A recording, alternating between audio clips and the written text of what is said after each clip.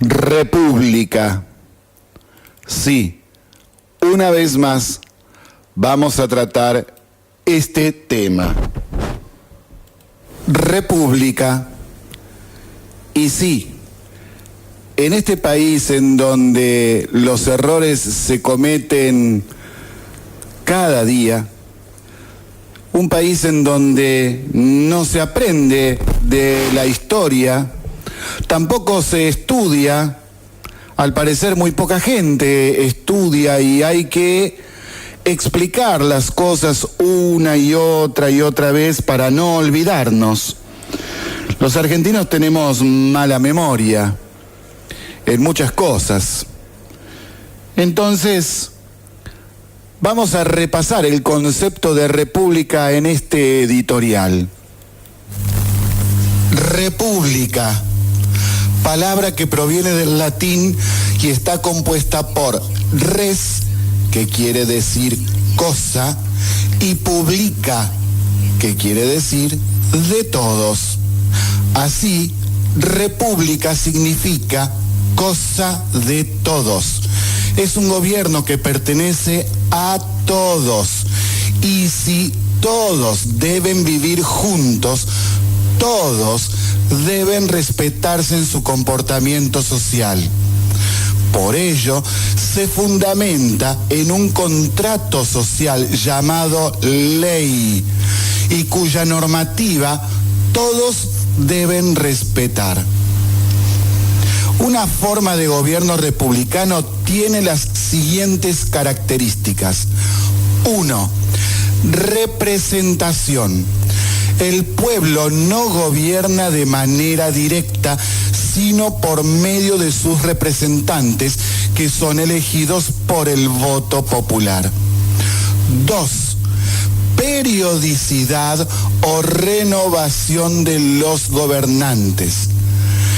Estos, los gobernantes, deben ser cambiados luego de transcurrido un tiempo. Responsabilidad. Los funcionarios públicos son responsables de los actos que realizan. Si comete un delito, debe responder por él mismo. Otra característica es división del poder, para evitar su acumulación por parte de unas pocas personas. El poder se divide en legislativo, que es el poder que hace la ley, ejecutivo, que es el poder que hace cumplir la ley, y judicial, que es el que juzga con la ley. Otra característica es publicidad de los actos de gobierno. Como el gobierno es de todos, los actos de gobierno deben ser públicos y conocidos por todos. A nivel municipal, provincial y nacional, existe lo que se llama boletín oficial, que todos los ciudadanos deberían consultar. Otra característica, libertad de expresión. Todas las personas tienen derecho a expresar sus ideas libremente, sean a favor o en contra de los gobernantes.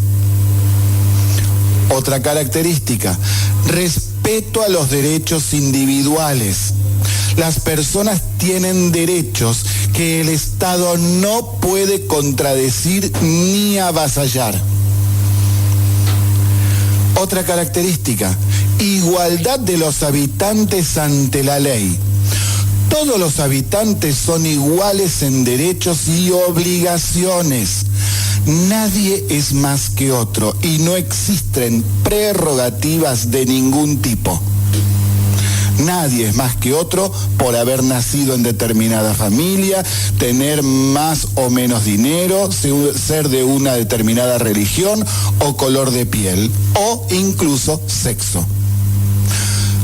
Otra característica, soberanía del pueblo.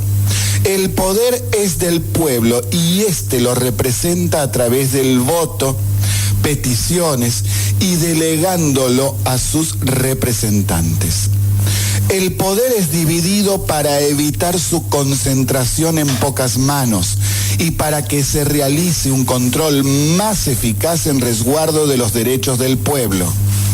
El desconocimiento por parte de la gente de este concepto central de república para la vida social y política ha ocasionado en muchos países que se vote por propuestas autoritarias lindantes con el totalitarismo y que muchas veces se convirtieron en dictatoriales. Y esto es grave porque hace ya más de 2500 años que estos temas son parte de la cultura. Por ejemplo, en la antigua Grecia, Platón y Aristóteles ya explicaban esto. Por ejemplo, Aristóteles nos decía que los fines supremos de las formas de gobierno deben ser: 1. La libertad, igualdad. Solo somos iguales entre nosotros siendo libres. 2. La realización de la justicia y del bien común. 3. La realización plena del desarrollo de las capacidades cognitivas humanas. Entonces, la pregunta incómoda es: ¿por qué muchísima gente en la República Argentina no conoce esto? ¿Qué pasa en las familias y en las escuelas secundarias y con sus docentes que no lo enseñan? ¿Quedó claro? Porque he tenido que volver a explicar este concepto para dejar bien aclarado que no puede ser que todavía, estando en pleno siglo XXI, tengamos en este país expresiones desde partidos políticos, instituciones como los sindicatos y de parte de muchos ciudadanos, expresiones que llaman a voltear a un gobierno, a hacer un golpe, que no hay ninguna posibilidad de que eso se pueda producir, pero lo hacen en las redes sociales, en los medios de comunicación, en los diarios, bueno, no en todos, pero en algunos. Y hay mucha gente que expresa que hay que sacar a un gobierno que no le gusta, o incluso porque ignora lo que hace, y como es una persona que adhiere a otro partido político, entonces no lo quiere al que está gobernando, que ganó las elecciones, y no entiende esa persona que hay que respetar el voto popular. Por ejemplo, este gobierno tiene 4 años que cumplir de acuerdo con lo que dicta la Constitución Nacional. Pero bueno, ya conocemos que en este país hay gente que no acepta que gobierne otro que no sea de su propio partido. Y entonces permanentemente está dele poner palos en la rueda, como se dice popularmente, creando problemas donde no los hay, inventando otros. Y en vez de por ahí, si no te gusta, te callás la boca y te aguantás, como otros se aguantaron al gobierno que vos aceptabas y votabas. Y bueno, entonces empiezan con el fogoneo de voltear al gobierno, de otro 2001, de sacar al gobierno antes de tiempo, de chicanear si no se puede para poder ganar una elección en la próxima vez que se vote. Y ese tipo de cuestiones no corresponden. Otra faceta de esto es que la República, por más que se cumplan casi todos estos puntos, no existe si la justicia no funciona como corresponde. El Poder Judicial es central, porque si no fallan como corresponde, de acuerdo con la ley, sino que lo hacen por preferencias políticas o por algún sobrecito que hay dando vuelta por ahí, entonces no se cumple la igualdad ante la ley y se cae todo. todo se cae. La justicia es como si fuese el corazón de la República. Por eso en este programa le damos mucha bolilla, le damos mucha importancia, lo tenemos siempre presente a todo lo que pasa en el ámbito judicial, remarcando las cosas buenas, remarcando las cosas malas, haciendo propuestas, explicando qué es lo que pasa y por qué.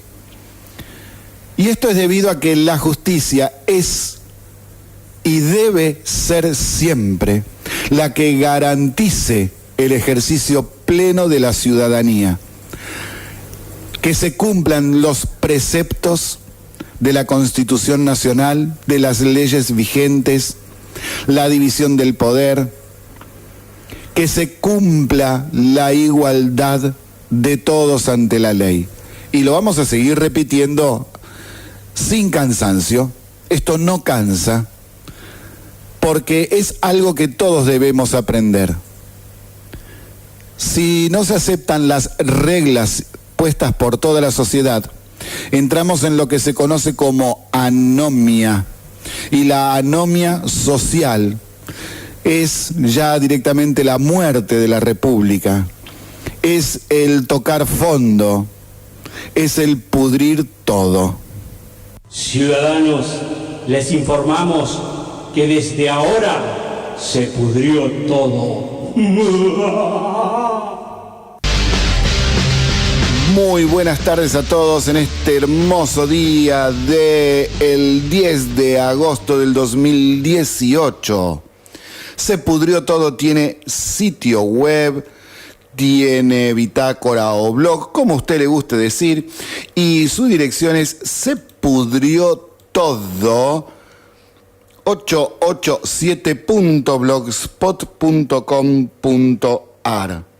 Allí puede encontrar todos los audios de los programas anteriores, además de documentos e informes de todo lo que decimos en este programa. También nos pueden encontrar en las redes sociales, en Twitter, en Facebook, en Google+, en YouTube, y de querer enviarnos un mensaje por correo electrónico, su dirección es sepudriotodo887@gmail.com. Y acá estamos con el concepto de república dando vueltas una vez más, otro programa más, a raíz de todo lo que hemos estado diciendo esta semana respecto de, por ejemplo, lo que está pasando en el ámbito educativo en la provincia de Buenos Aires, que es una movida muy fuerte de parte de los opositores para tratar de crear caos. Esto de andar inventando escapes de gas, ahora está de moda ese tema. Escuelas cerradas en toda la provincia justamente por estos inventos, porque si fuese cierto, bueno, no hay problema. Pero lo que pasa es que no hay escapes de gas, sino que los inventan. Y encima de eso, hacen operetas con ese tema. Y además de los escapes de gas inventados, tenemos las llamadas amenazas de bomba. Con respecto a este tema, les traigo una noticia importante. Cuando se reciban amenazas de bomba, en las escuelas de la provincia se seguirá con las clases. A partir de una resolución del fiscal platense Álvaro Garganta, de ahora en más no se evacuarán las escuelas que reciban amenazas de bomba y se continuará con el dictado de clases mientras se busca el explosivo en el establecimiento. La medida, que propone un giro en la metodología que se implementaba hasta ahora, busca ponerle un freno a la seguidilla de casos que a diario suceden en la región, en la provincia y también en nuestra ciudad, y que genera la pérdida de muchas horas de clases para los alumnos. La resolución ya fue comunicada a la Dirección General de Escuelas y dice puntualmente lo siguiente, cito: para los casos de amenazas de explosivos a establecimientos escolares de cualquier tipo, donde el único elemento probatorio que acredite la verosimilitud de esto sea la llamada recibida, esto es, que ni las autoridades, ni el personal, ni el alumnado ha percibido en el edificio ningún paquete, bulto u objeto extraño, no se ha visto ingresar o salir personas o automóviles ajenos al edificio y o cualquier otra circunstancia excepcional, la actuación policial se limitará a convocar de inmediato a los técnicos de explosivos a los fines de realizar una inspección sobre el lugar. Y solo si estos encuentran algún objeto que sea necesario explorar, se realizará un perímetro a sus alrededores o se evacuará el edificio según ellos dictaminen. Esto es más que nada porque la gran cantidad de amenazas de bomba que vienen ya produciéndose desde el año pasado y en aumento a partir del mes de abril de este año, han dado siempre resultado negativo, salvo el año pasado que se encontró una granada debajo de uno de los pupitres de los alumnos de la secundaria. No es de esta ciudad, pero es un caso gravísimo.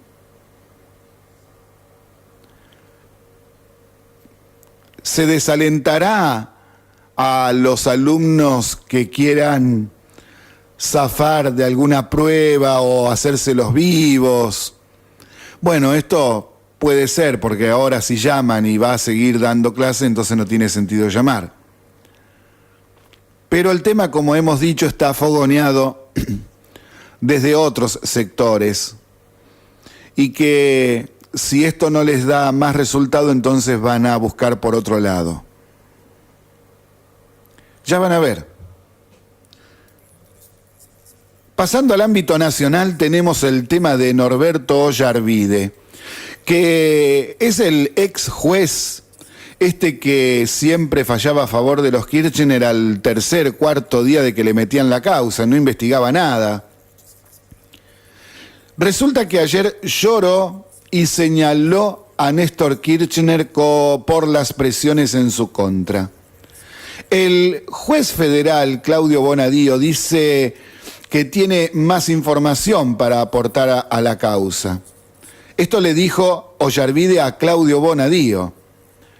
Una hora más tarde de su llegada a Comodoro Pi para declarar como arrepentido es que dijo esto.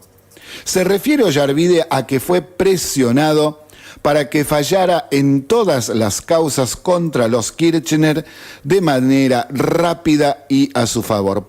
Por ejemplo, el caso Skanska y el enriquecimiento ilícito, dos causas cerradas hoy, pero que ya hay pedidos para reabrirlas, y esto podría ocurrir en un corto tiempo.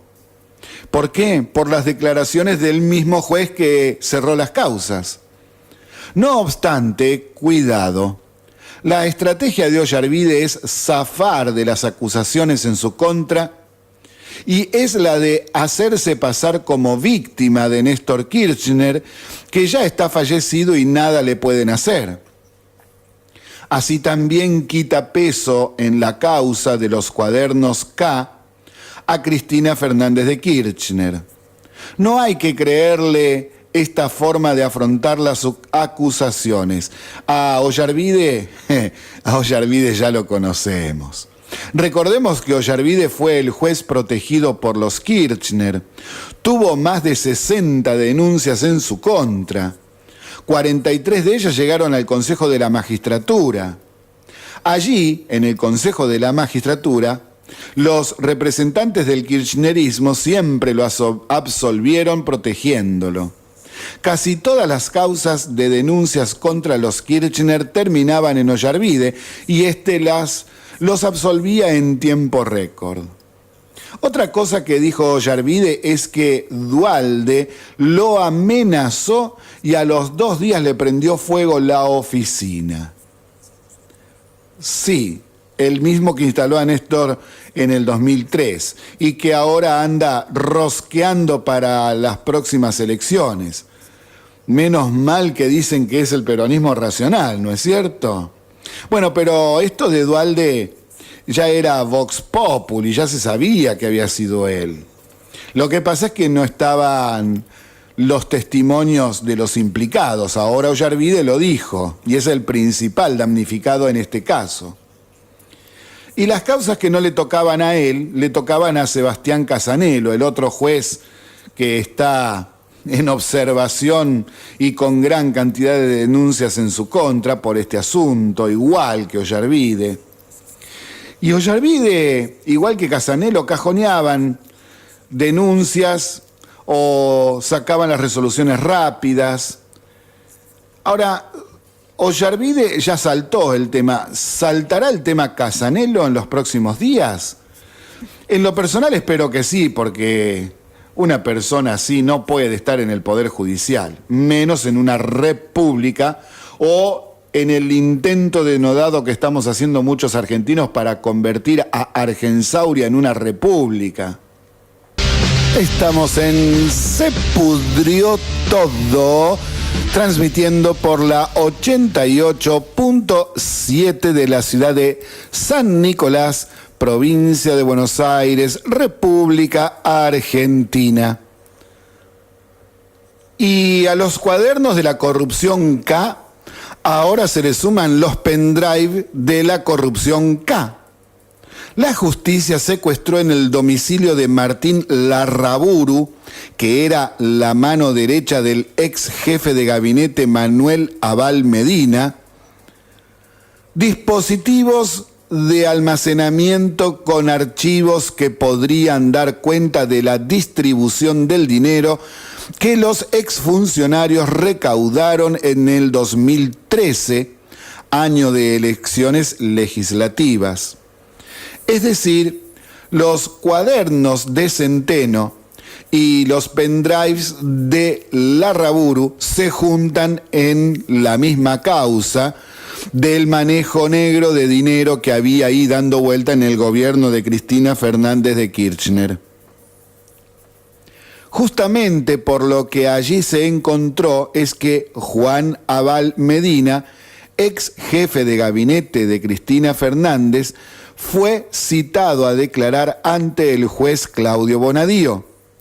En un escrito confesó que recibió dinero en negro para las campañas políticas. Pero hay un problemita. La gran mayoría del dinero que figura en los pendrives dados a Abal Medina no fueron en época electoral, es decir, no es solamente en el 2013, como dice él. Fueron entonces lisa y llanamente coimas. Larraburu ingresó al Estado en el 2007 en la Subsecretaría de Gestión Pública. Desde allí supo ganarse la confianza de Abal Medina y lo escoltó en la jefatura de gabinete. Cuando su jefe asumió como senador, ahora, Larraburu lo siguió al Congreso. El ex jefe de gabinete de Cristina Kirchner admitió ante la justicia la existencia de pagos realizados por empresarios, aunque dijo desconocer la naturaleza de los fondos. Abal Medina ofició de jefe de campaña en las elecciones legislativas de 2013, cuando Martín Insaurralde encabezaba la boleta de la provincia y Daniel Filmus la de Capital Federal. El ex jefe de gabinete apuntó ayer a Barata como el responsable de juntar el dinero de la campaña legislativa. Dijo: siempre entendí que los aportes de privados eran voluntarios y de ninguna manera exigidos bajo coerción. Entonces se despegó luego en un comunicado público diciendo esto. Además, dijo que Larraburu actuaba bajo sus órdenes. Entonces, Abal Medina confesó recibir plata de empresarios para la campaña. Me imagino que los kirchneristas estarán indignados con Cristina y van a salir por las redes y por C5N y también por el Destape a pedir que renuncie, como lo hicieron con Vidal, ¿no es cierto? Ah, que no va a pasar eso. Y bueno, nunca se caracterizaron por tener coherencia. Y sobre el tema de los bolsos del convento, hubo novedades porque José López está declarando en estos momentos. Declaró por enriquecimiento ilícito el día de ayer y habló de los bolsos. Ese dinero no es mío, dijo. Ese dinero era de personas vinculadas a la política de las cuales no puedo hablar. No es una persona, sino varias, y yo mismo no sé bien quiénes son, ni quiero saberlo. José López dio un nuevo relato sobre la madrugada que terminó con su detención en el convento de General Rodríguez, luego de intentar esconder bolsos con casi 9 millones de dólares, más 153.000 euros, más 59.000 pesos y relojes Rolex, pero armado con una ametralladora el hombre, ¿no? Bueno, dijo que aseguró que cumplía con una diligencia, un mandado, como ir al almacén acá de la esquina. Parece que era normal para él llevar 9 millones de dólares en bolsos, ¿no es cierto? ¿Y qué es lo que hizo? Que esta diligencia fue encomendada por 3 desconocidos quienes le entregaron el dinero y lo siguieron durante todo el recorrido. El dinero era de personas vinculadas a la política, de las cuales no puedo hablar. No es una persona, sino varias. Y bueno, eso afirmó López. López, que antes había asegurado no poder decir de dónde venían los fondos. En aquella época, él dijo: no puedo dar detalles del origen del dinero de los bolsos por el riesgo que corre mi familia si lo hago, expresó. Ollarvide también se puso muy nervioso con este tema y denunció amenazas en su contra. Parece que todos los exfuncionarios están amenazados de muerte. Habría que subir al cielo y preguntarle a Nisman cómo es este tema, ¿no es verdad? Y bueno, relató lo siguiente López en la declaración. Dijo: no llegué solo al convento, me escoltaron 3 personas, una en moto y 2 en auto.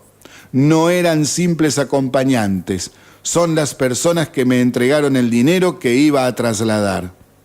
Mirá vos, entonces ¿por qué no lo trasladó la otra gente? Vamos, por favor, Dios mío. ¿Cómo mienten? Tratan de zafar de cualquier manera, de cualquier cosa esta gente. Vamos a cambiar totalmente la óptica de lo que estamos hablando. Vamos a hablar del río Paraná, porque el río Paraná está teniendo la baja más grande de los últimos 10 años. Según los especialistas de la Bolsa de Comercio de Rosario, las operaciones de carga y descarga de mercadería se encuentran prácticamente obstaculizadas. La falta de lluvias en el sur de Brasil, que impacta sobre el río Paraná y Paraguay, ha generado desde hace unas semanas una bajante del Paraná en Rosario, que es de aproximadamente medio metro por debajo del plano de referencia en los diferentes pasos del río. Los registros obtenidos en las últimas semanas muestran que la altura del río Paraná en el puerto de Rosario es la más baja desde el año 2008. Para el pasado 3 de agosto, la medición fue de 1,90 m, superando ampliamente el anterior registro más bajo y que había sido de 2,35 m para la misma fecha del 2008, ¿no es cierto? El valor de referencia de 2,47 m para la zona del Gran Rosario, a lo largo de 70 kilómetros de costa, se ubican 29 terminales portuarias, de las cuales 19 despachan granos, aceites y subproductos, contando 12 de ellas con procesadoras propias, y también hay 8 fábricas aceiteras en la zona. Por la bajante, las operaciones de carga y descarga de mercadería se encuentran obstaculizadas. Les doy un ejemplo de lo que figura acá en una publicación justamente de la Bolsa de Rosario.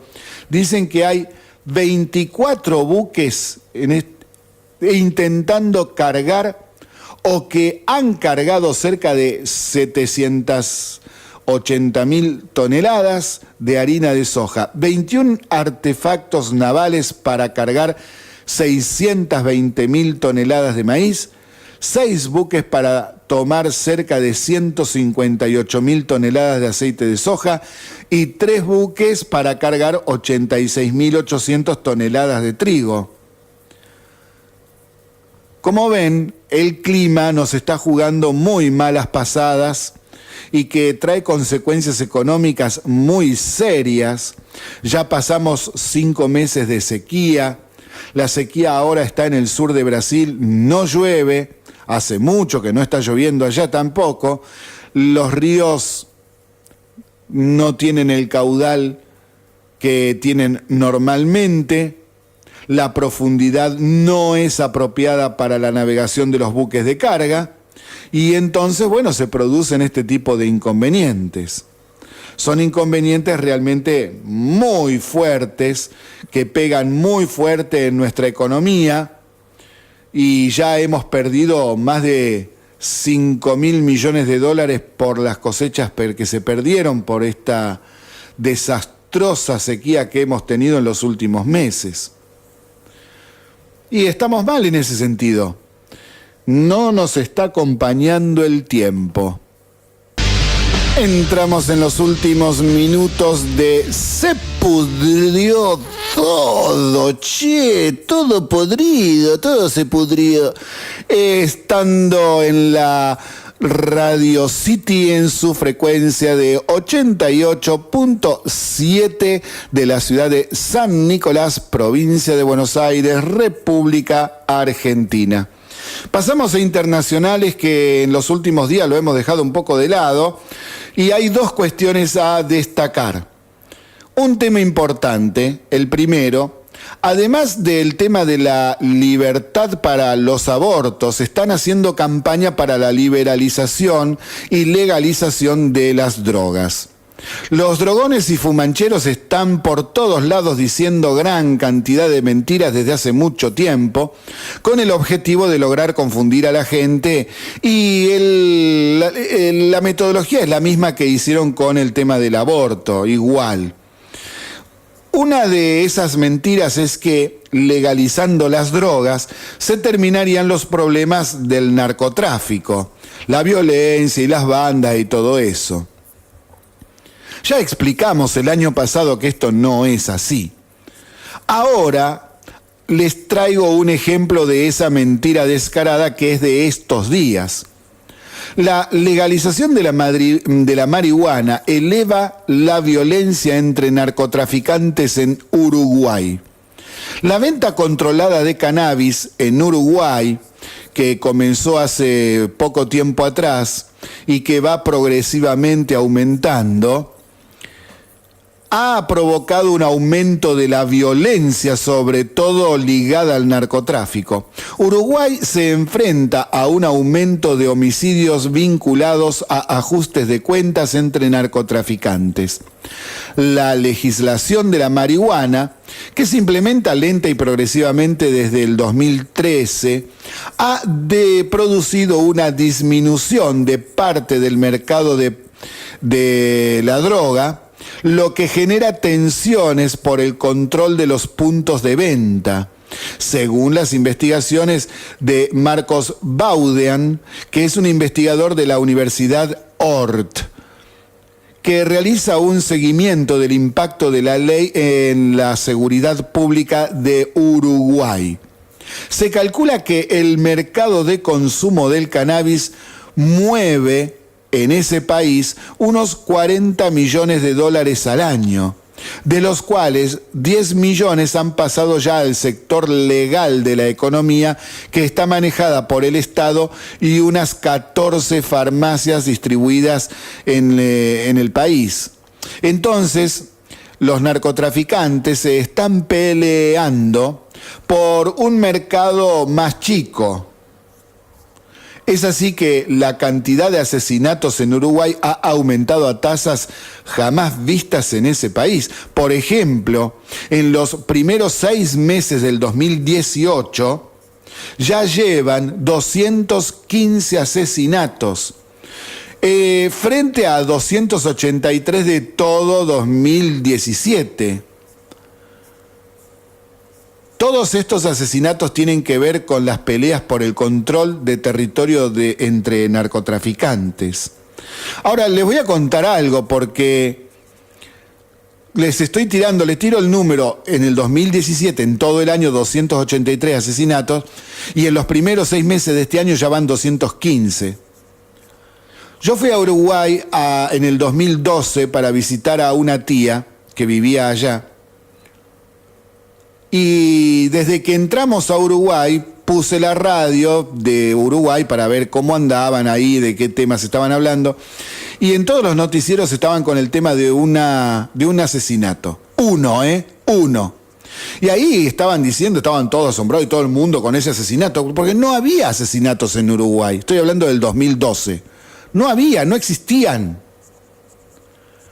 Y todos los días que estuve ahí, estuve 12 días, todos los días estaban en la radio diciendo bla, bla, bla, bla, bla, bla. Todo el tema siguiendo el asesinato como gran novedad. Mirá, mataron a alguien. Yo en chiste digo, mira, lo único que falta es que sea argentino que mató. Porque acá en Uruguay, mirá cómo se porta la gente, nada que ver. Y el día que nosotros nos estábamos yendo, la noticia por la mañana fue que habían encontrado al asesino y era argentino. Yo lo dejo ahí. Pero cuando los uruguayos se ponían locos porque hubo un asesinato, imagínense ahora con todo esto que está pasando. Entonces, basta de mentiras. La legalización de la droga no trae nada positivo a nadie. El otro tema es que días atrás comentamos que uno de los acusados de organizar el atentado a la AMIA en 1994 sigue siendo funcionario del gobierno de Irán y viajó a la Federación de Rusia y luego a China. Nuestro país solicitó la detención a esos dos países, pero no lo hicieron. Dijimos que es un tema muy importante de política internacional en aquel momento y que lo seguiríamos comentándoles si había alguna novedad sobre esta situación. Y hubo una novedad y entonces acá la contamos.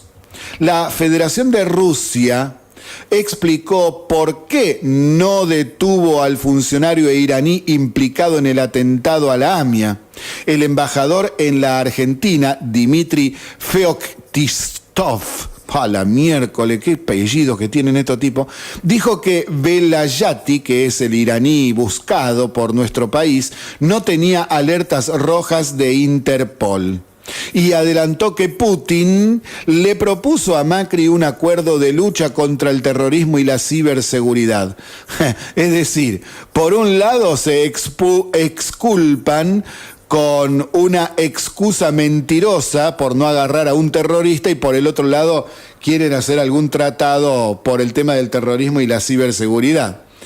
En este mundo cínico e hipócrita hay que saber moverse. Entonces, Si se propone un acuerdo, lo que nuestro país debe hacer es pedir mucho en compensación por no haber detenido al funcionario iraní. Pero mucho de verdad. Por ejemplo, quieren sobre terrorismo y ciberseguridad, tráeme tecnología de punta. Capacitación a nuestras fuerzas sobre estos temas y, sobre todo, un compromiso de votación a favor de nuestro país en el G20 respecto de estos temas. Eso significaría que nuestro país pueda estar entre los 20 países más calificados en la lucha contra el terrorismo y la ciberseguridad en el mundo. Y nos vamos a ir del programa con algo lindo como para elevar el espíritu del fin de semana. Vamos a cerrarlo con lo que nosotros decíamos del padre Pedro Opeka a inicios del mes de julio del mes pasado, porque es una muy linda nota y es un tema que levanta el espíritu y nos da mucha fuerza. Vamos con el padre Opeka. Opeka, el albañil de Dios. Una persona varias veces candidata al Premio Nobel de la Paz le dice a la Argentina y a los políticos lo siguiente: los planes sociales son lo peor que se le puede hacer a un pobre. El asistencialismo debe existir siempre con trabajo. El que no trabaja, que no coma. No se les regala, porque regalando les sacás el coraje, la dignidad, y yo los quiero demasiado como para asistirlos. El padre Pedro Opeka llegó a la Argentina en julio del 2018. El padre Opeka es un sacerdote misionero que nació en Argentina. Llegó a África cuando tenía 22 años y logró alcanzar el pequeño pero gran milagro para los más pobres de Madagascar, en el pueblo de Acamazoa, que significa los buenos amigos, que se encuentra en las afueras de la capital, Antananarivo, en Madagascar. Gran basurero donde decenas de miles de personas hurgan en los desechos buscando material para reciclar, revender y comida. El padre Pedro Opeka cuenta lo siguiente: me fui en barco en 1968. Lloré y dije: adiós, Argentina, tierra mía. Hubiese sido más fácil si me quedaba. África es la olvidada y había que arreglar todo. Aprender una nueva lengua, costumbres y tradiciones. Lo hice y no me equivoqué. A mi país lo llevo en el corazón. Una vez asentado en su nueva patria, Opeka ayudó a sacar de la miseria a 500.000 de personas. Sí, escucharon bien. 500.000 personas sacó de la miseria. Gente que vivía de la basura. Les transmitió su enseñanza, les devolvió la esperanza y las fuerzas para cambiar la realidad. Opeka dice: ellos viven muy mal, con solo $2 por día. El 92% de la población está por debajo del umbral de la pobreza. Sufren enfermedades como paludismo y tuberculosis. ¿Qué hizo? ¿Cómo lo hizo? Sacó a 500.000 personas de la miseria.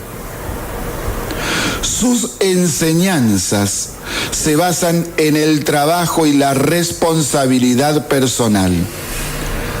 Dice que los planes sociales son lo peor que se le puede hacer a un pobre.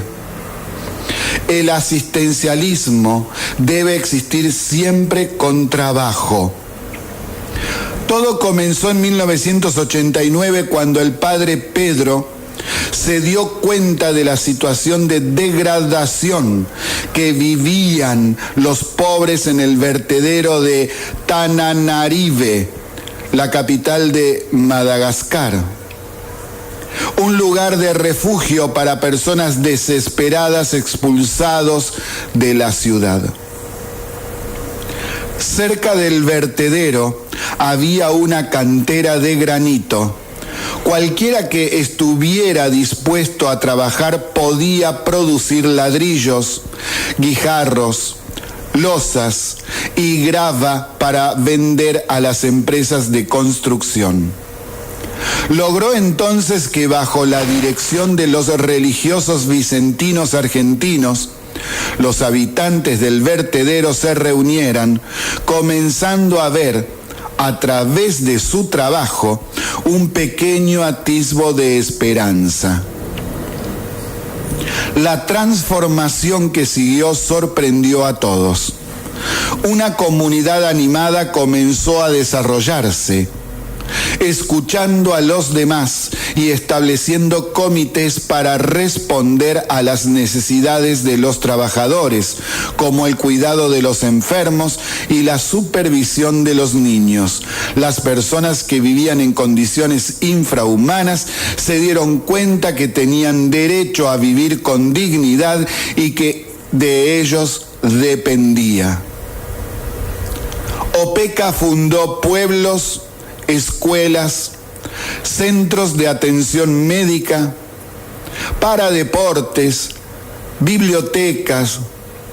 Se urbanizaron los asentamientos donde ahora hay viviendas de material, negocios, comercios, servicios.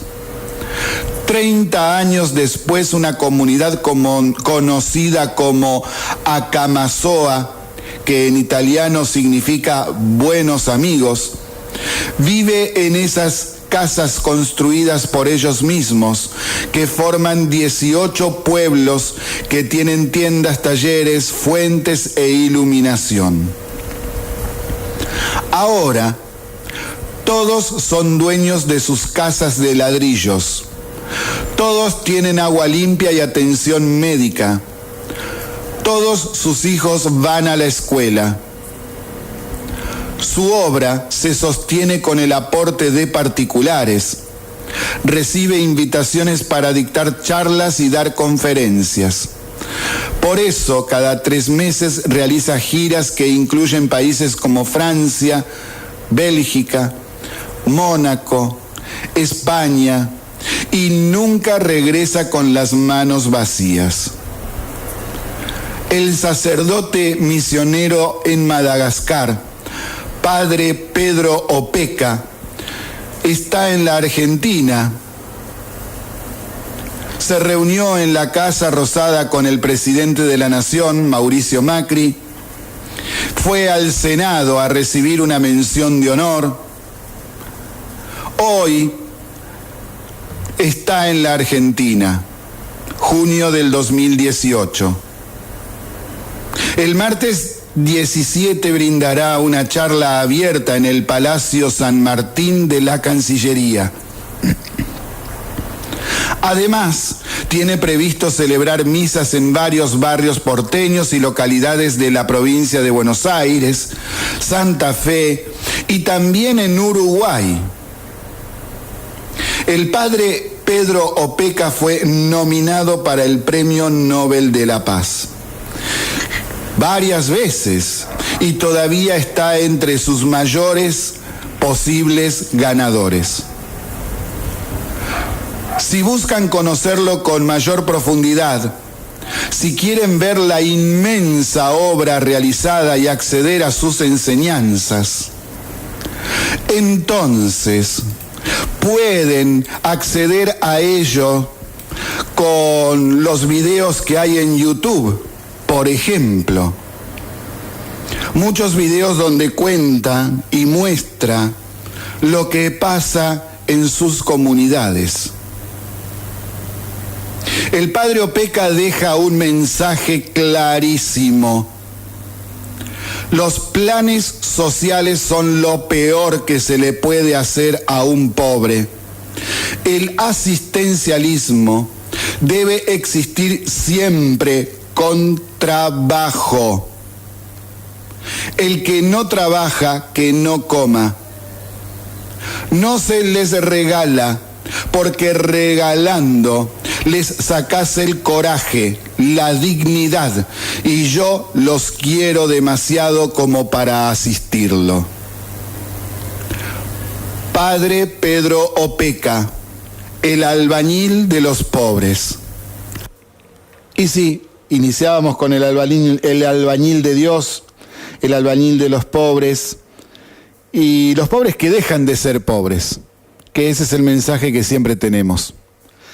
Y ahora nos vamos hasta el lunes que viene a las 17 horas. Muchísimas gracias por haber estado con nosotros y ya viene Federico Reggiuri. Adiós.